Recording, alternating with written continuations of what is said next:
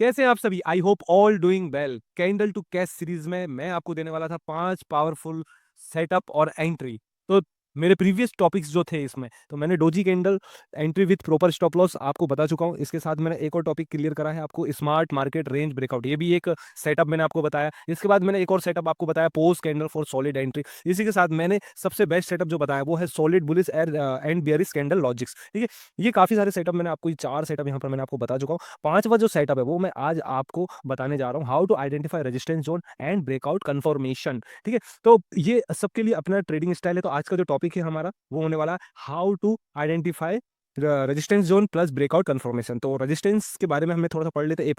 A price level where selling pressure overcome buying pressure stopping upward movement. ठीक है, तो पहले हम थोड़ा सा रेजिस्टेंस और सपोर्ट लेवल को पढ़ लेते हैं। तो रेजिस्टेंस और सपोर्ट, अगर रेजिस्टेंस कहीं पर है तो सपोर्ट तो होगा ही होगा। ठीक है, तभी तो वो सपोर्ट लेके रेजिस्टेंस एरिया के पास जा रहा है। कैसे, तो थोड़ा सा मैं उसको एक्सप्लेन कर देता हूं। देखो, जैसे कि आपको यहाँ पर चार्ट में दिख रहा है, ठीक है, ये कोई प्राइस होगा मार्केट का, ये डेट होगी। ठीक है, यहाँ पर ये मार्केट चल रहा है यहाँ पर। ठीक है, तो मार्केट ने यहाँ से स्टार्ट किया। ठीक है, यहाँ से स्टार्ट किया, अब मार्केट बार बार इधर से सपोर्ट लेके एक पर्टिकुलर हाई बना दिया। ठीक है, अब इस हाई को बनाने के बाद मार्केट ने हम हाई को बना दिया। ठीक है, अब इस हाई को कम नहीं, मतलब इस हाई को ब्रेक नहीं कर पा रहा है मार्केट, कहीं पर भी ब्रेक नहीं कर पा रहा है मार्केट, आप देख सकते हैं। ठीक है, तो हमारे लिए क्या हो जाएगा, ये हमारे लिए हो जाएगा एक रेजिस्टेंस एरिया। ठीक है, ये हमारे लिए एक रेजिस्टेंस एरिया कब तक हो जाएगा, ये जब तक मार्केट इसको ब्रेक नहीं कर देता। ठीक है, जब तक मार्केट इसको ब्रेक नहीं कर देता तब तक ये हमारे लिए एक रेजिस्टेंस एरिया है। ठीक है, तो हमने ये मार्क कर दिया। इसके बाद जब हमने मार्क कर दिया तो ये देखिए, जैसे ही मार्केट ने अगेन सपोर्ट एरिया कैसे हुआ, क्योंकि मार्केट ने यहाँ पर मल्टीपल टाइम सपोर्ट लिया हुआ। ठीक है, तब जाके ये एरिया को हमने सपोर्ट कहा है यहाँ पर। ठीक है, जैसे ही इसने रेजिस्टेंस एरिया को ब्रेक करता है मार्केट, यहाँ पर आप देख सकते हो ये ब्रेक करा।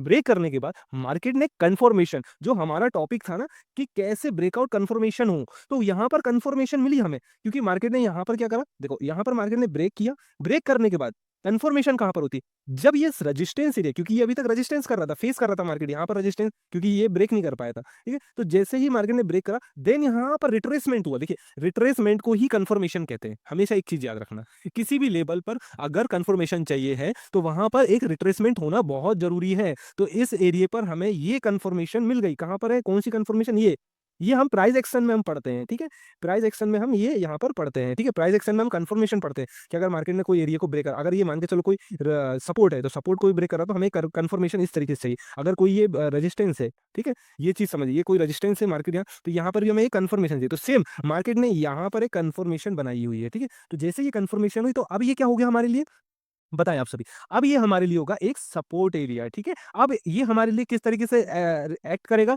ये एरिया जो रहेगा ये अब हमारे लिए सपोर्ट की तरह एक्ट करेगा। ठीक है, तो अब यहाँ से मार्केट कंफर्मेशन, देन ये हाई लगाया, अब मार्केट फिर से एक न्यू रेजिस्टेंस एरिया बना दिया यहाँ पर। ठीक है, ये एक न्यू कब तक बना रहेगा, ये जब तक मार्केट इसको ब्रेकआउट नहीं कर देता। जब तक मार्केट इसको ब्रेकआउट कर दे फिर कंफर्मेशन ले, तब तक ये रेजिस्टेंस रहेगा, सपोर्ट नहीं बनेगा। ठीक है ना, इसी के कुछ हम ब्रेकआउट्स के कुछ पैटर्न्स होते हैं। ठीक है, ये आप थ्योरी जरूर पढ़िएगा। ठीक है, बट मैं इसको एक अच्छे तरीके से मैं ब्रेकआउट पैटर्न को समझा दूंगा तो आप ये थ्योरी भी अच्छे से समझ जाएंगे। ठीक है, तो ब्रेकआउट के काफी सारे पैटर्न्स होते हैं, हालांकि ये होते प्राइस एक्शन के ही द्वारा है। ठीक है, प्राइस एक्शन ही रहता है ये सारा का सारा, लेकिन पैटर्न्स होते हैं। तो कैसे कैसे पैटर्न्स हो सकते हैं, कितने पैटर्न्स ऐसे हैं मार्केट में, तो वो हम देख लेते हैं जो आइडेंटिफाई हुए हैं अभी तक। तो ब्रेकआउट पैटर्न्स में हम देखेंगे, सबसे पहले पहला जो हमारा ब्रेकआउट पैटर्न है वो है head and shoulder. Head and shoulder क्या है, ये एक प्राइस एक्शन भी है। मैं हमेशा कहता हूँ कोई भी मार्केट में विदाउट प्राइस एक्शन कुछ भी नहीं होता, सब कुछ प्राइस एक्शन होता है। ठीक है, कैसा है कि मार्केट ने यहाँ पर एक रेजिस्टेंस, सॉरी सपोर्ट हुआ करता था, मार्केट ने इस सपोर्ट को ब्रेक करा, यहाँ पर कंफर्मेशन दी, फिर मार्केट ने हाई लगाया, फिर मार्केट लो आया, अब मार्केट ने सेम लेवल पर दो शोल्डर बना दी। ठीक है, ये दो शोल्डर, ये एक हेड हो गया। ठीक है ना, और अब हमारे लिए क्या होगा, अब हमारे लिए ये जगह ब्रेक करने के लिए हम वेट कर रहे हैं। कैसे, जैसे ही मार्केट ब्रेक करे, क्या ब्रेक करने के बाद तुरंत ट्रेड लेंगे, बिल्कुल नहीं। जब तक ये कंफर्मेशन नहीं हो जाएगा तब तक हम एक हैवी क्वांटिटी ट्रेड नहीं करने वाले। ठीक है, देखिए, नो डाउट प्राइस एक्शन है तो हम तो यहाँ पर ट्रेड ले भी लें। ठीक है, मतलब सिंगल क्वांटिटी, या कह सकते हो कि वन लॉट के अंदर हम यहाँ पर ट्रेड लें, बट वन लॉट से ज्यादा ट्रेड नहीं होगा। क्यों, क्योंकि हमें एक ट्रेंड को कंफर्मेशन चाहिए, तो हमें यहाँ पर एक रिट्रेसमेंट होना ही चाहिए, कुछ भी हो जाए। ठीक है, रिट्रेसमेंट यहाँ पर हमें चाहिए ही चाहिए है, कुछ भी हो जाए। तो रिट्रेसमेंट कैसी होगी, रिट्रेसमेंट यहाँ से फिर ये इस तरीके से, क्यों, क्योंकि फिर ये जो सपोर्ट एरिया है ये फिर हमारे लिए एक रेजिस्टेंस एरिया का वर्क करेगा। ठीक है, इसलिए हमें यहाँ पर एक रिट्रेसमेंट, सेम लॉजिक यही है। कि यहाँ पर इन्वर्टेड हेड एंड शोल्डर मिल रहा है, तो ये भी हमारे लिए एक रेजिस्टेंस होगा, तो मार्केट यहाँ से फिर लेगा। ठीक है, अब ये दोनों एक जोन बन गए हैं जहाँ पर मार्केट ने काफी ज्यादा कंसोलिडेशन करा। अब जिस साइड भी मार्केट यहाँ पर ब्रेक करेगा तो इस पैटर्न को हम डबल टॉप पैटर्न बोलते हैं। ऐसे ही डबल बॉटम भी होता है, सेम जैसे इसका अपोजिट हम इसको डबल बॉटम कहते हैं। तो ये हमारे लिए एक रेजिस्टेंस का काम करेगा। फिर जब ये इस तरीके से रिट्रेसमेंट करेगा, हमें यहाँ पर ट्रेड लेनी होगी कंफर्मेशन। फिर ट्रिपल टॉप में क्या होता है, मार्केट एक ही रेंज के अंदर काफी ज्यादा कंसोलिडेशन करता है। ठीक है, जिस साइड भी ब्रेक होगा तो हम वहां पर ट्रेड लेंगे। ठीक है, रिट्रेसमेंट जैसे ही ट्रिपल टॉप हो गया ट्रिपल बॉटम हो जाएगा। देखो ये सारे ना एक ही पैटर्न के हैं, कुछ इस तरीके से। ये मैं थोड़ा सा इधर करो, इसी को आप डबल बॉटम कह लो, इसी को थोड़ा सा और कर दो तो ट्रिपल बॉटम हो जाएगा, एक कर दो तो ट्रिपल टॉप हो जाएगा। तो सब कुछ सिर्फ और सिर्फ एक ये पैटर्न से ही बनता है, मैं आपको बता देता हूँ। ठीक है, ये एक सिंगल पैटर्न, ये पैटर्न है और इसी से सब कुछ होने वाला है। सारे पैटर्न इसी के अकॉर्डिंग बनने वाले हैं। ठीक है, आप नहीं हो तो आप ये देख सकते हो। देखो अब यहाँ पर सिमेट्रिकल ट्रायंगल आप देख सकते हो। सिमेट्रिकल ट्रायंगल किस तरीके से बना, सिंपल इस तरीके से बन रहा है। ठीक है, ये बन रहा है यहाँ पर, ये देखिए, ये देखिए। ठीक है, तो ये भी एक प्राइस एक्शन है। जैसे ये ब्रेक करेगा, जैसे रेंज छोटी होती जाएगी, यहाँ इसके अंदर क्या होगा, इसके अंदर रेंज छोटी होती जाएगी, मार्केट बहुत छोटी कंसोलिडेशन एरिया में आ जाएगा। ठीक है, और यहाँ पर ब्रेकआउट देगा। सेम असेंडिंग ट्रायंगल यहाँ पर हमें देखने को मिल रहा है, यहाँ पर ये। ठीक है, ये चीजें आप देख रहे हैं।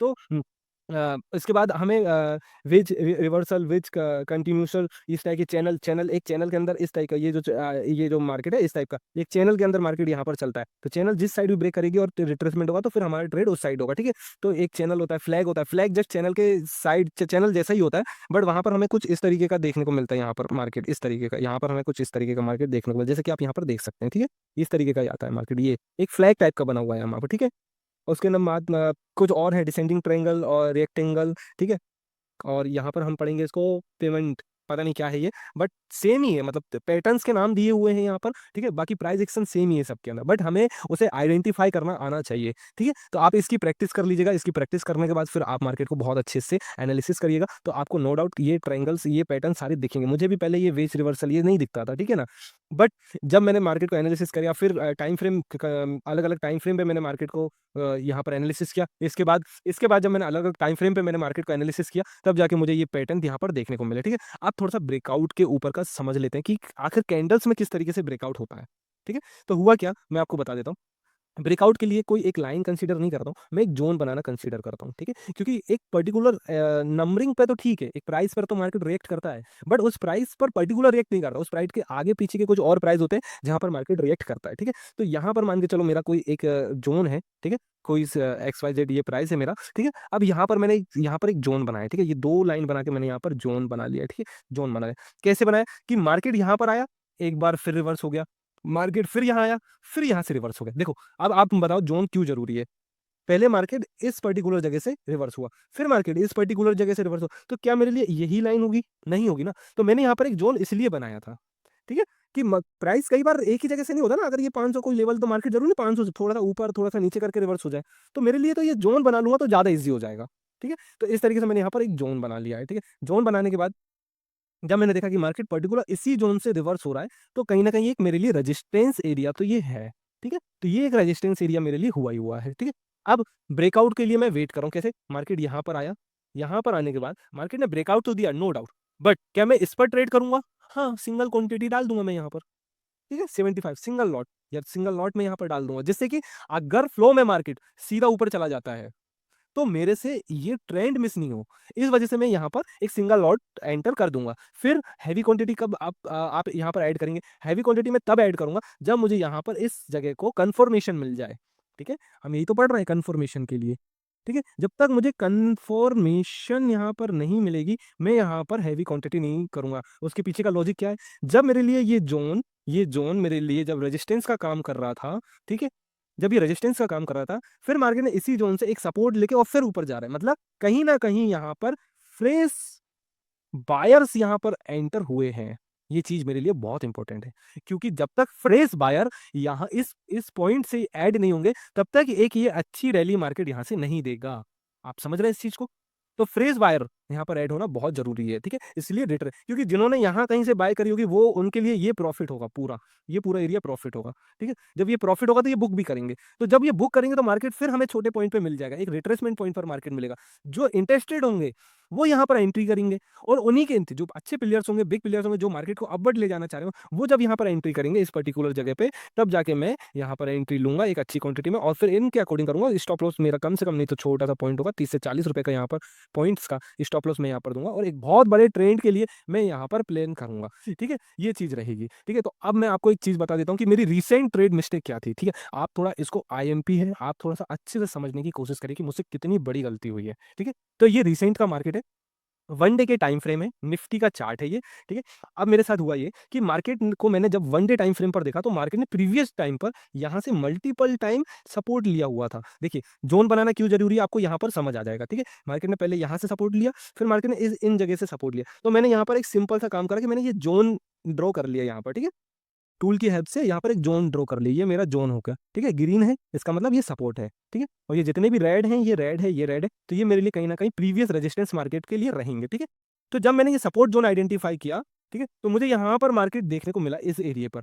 अब चूंकि ये सपोर्ट जोन है, बट मेरा प्लान ऑफ एक्शन ये था कि मार्केट अगर इस जोन को ब्रेक करता है तो मुझे एक बहुत अच्छी रैली डाउनवर्ड देखने को मिलेगी, डाउनवर्ड देखने को मिलेगी, ठीक है। ये मेरा एक प्लान था यहाँ पर। मार्केट ने नो डाउट इसको ब्रेक भी किया, आप यहाँ पर देख पाएंगे तो ये एक कैंडल बना के ब्रेक किया, ठीक है। एक बहुत छोटे सा विक विक बनाया यहाँ पर, बट जैसे ही मैं 1 आवर्स टाइम फ्रेम में जाता हूँ, यहाँ पर आप देख सकते हो 1 आवर्स का टाइम फ्रेम, तो मुझे थोड़ा सा और क्लियर यहाँ पर हो जाएगा, ठीक है। यहाँ पर आप देख सकते हो कि ये एक मार्केट ने कैंडल बनाई, ठीक है।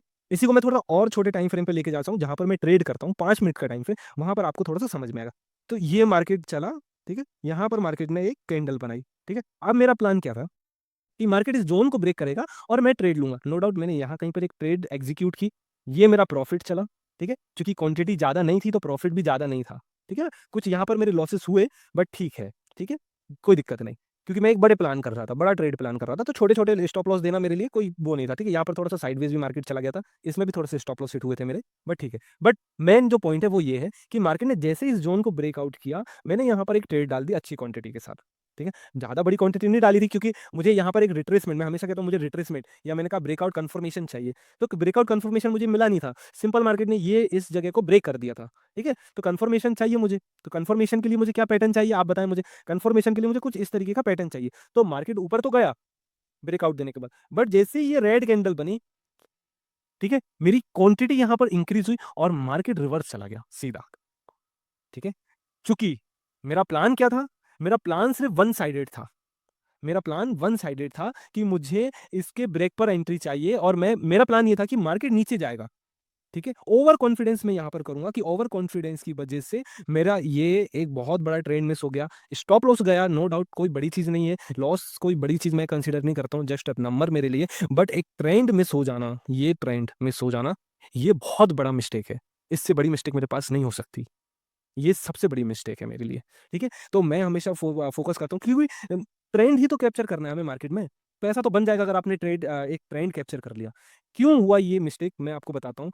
क्योंकि ये सपोर्ट जोन था, तो मेरा प्लान ये था कि सिर्फ ब्रेक हो जाए, ब्रेक हो जाए, सिर्फ ब्रेक हो जाए। मैं वन साइड मेरा दिमाग, मेरा प्लान मैंने बनाया, मैंने इस प्लान को फ्लेक्सिबल नहीं बनाया, ठीक है, फ्लेक्सिबल नहीं बनाया, सिर्फ वन साइड ये प्लान बना, इस वजह से अब ये सपोर्ट जोन है, तो एटलीस्ट मुझे ये सोचना चाहिए था कि इन केस अगर मार्केट इस एरिया को ब्रेक कर कर भी देता है और रिवर्स आ जाता है मार्केट, तो फिर मेरा प्लान ऑफ एक्शन क्या होना चाहिए।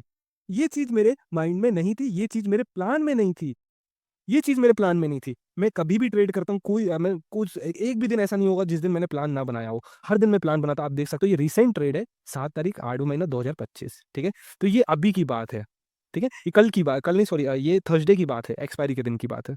और थर्सडे एक्सपायरी के दिन इतना बड़ा मूवमेंट हाथ से निकल जाना, मतलब यहाँ पर मुझे 336% की ग्रोथ थी यहाँ पर। एक प्रीमियम जो मैं यहाँ पर देख रहा था, वो यहाँ पर 336% मार्केट यहाँ से अप चली गई है, वो अपने पॉइंट से। क्यों नहीं आई? क्योंकि ये जस्ट मेरे प्लान में नहीं था, मैं सिर्फ एक वन साइडेड सोचता रहा, ठीक है। तो ये मेरे रूल्स मैं यहाँ पर बनाता हूँ, ठीक है? रूल और प्लान ये दोनों मैं बनाता हूँ। रूल्स में मैं ये लिखता हूँ, no over trading, trading only setup, 1.5 risk reward लेना है, ठीक है? और क्वांटिटी 375 मेरी इनिशियल क्वांटिटी यहाँ पर रहेगी। उसके बाद फिर मैं उसको पिरामिड तरीके से बढ़ाता जाऊँगा, ठीक है? यहाँ पर मैंने पॉइंट्स भी लिखे थे कि मार्केट ये एक सपोर्ट एरिया यहाँ पर बना रहा है। ये सब चीज़ें प्लान थी। फिर मैंने यहाँ पर पूरा प्लान लिखा, ये मेरी लाइफ का सबसे ब्लैक डे है, सबसे ब्लैक डे। क्योंकि यहाँ पर मैंने एक बहुत बड़े ट्रेंड को मिस कर दिया। ये मैंने यहाँ पर इसका नोट डाला हुआ है। ठीक है? अगर आपको इस वीडियो से लर्निंग मिली हो तो प्लीज़ चैनल को सब्सक्राइब कर दीजिएगा, वीडियो को लाइक कर दीजिएगा और शेयर कर दीजिएगा। Thank you for watching.